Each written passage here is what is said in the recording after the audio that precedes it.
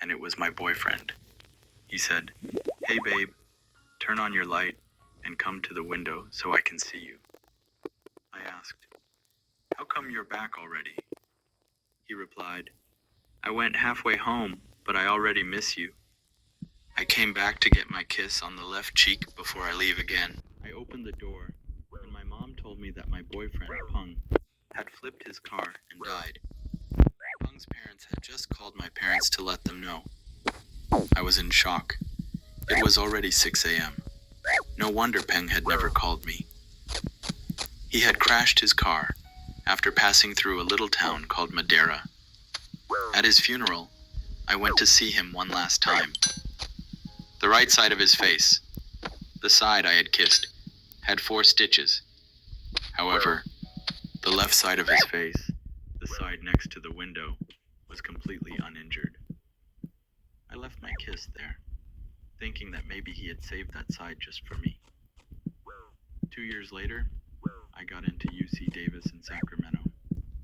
I had a cousin in Fresno who also went there, so we would ride back and forth together on weekends and holidays.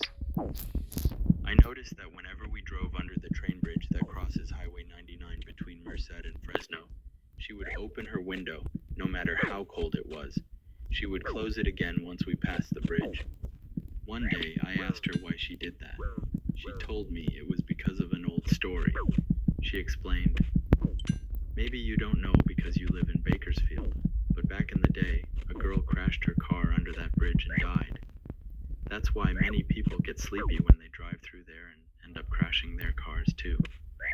She said it was rumored that if you didn't open your window while driving under the bridge, the ghost of the girl would make you drowsy and cause you to crash. Some people even claim to have seen her while driving at night. When she told me that, I got chills down my spine, because Peng had crashed his car shortly after passing that bridge.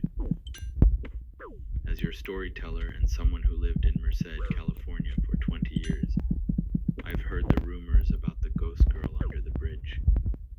I don't believe them though. He told his older daughters to watch her before heading back inside. I was sitting on a chair nearby, scrolling through my phone. The kids were playing and running around, moving between rooms. The little 2-year-old girl stayed outside, kicking and splashing around in some water. Next to me, on the left, was a large tent that had been set up for people to sit, drink beers, and eat. By then, most people had moved inside the main building because it was getting colder, so the tent was empty. As I sat there, I noticed the little girl walking into the dark tent.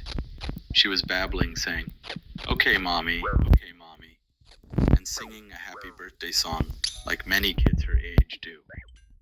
It struck me that it was pretty dark in the tent. I wondered if anyone was in there and what she was doing, so I got up to check.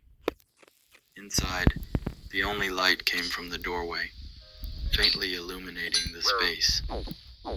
I could see some stuffs on a table, but what caught my attention was the little girl standing in the far corner.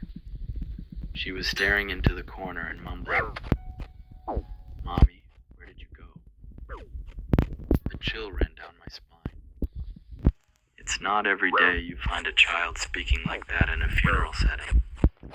I approached her carefully, grabbed her hand, and turned on a small light.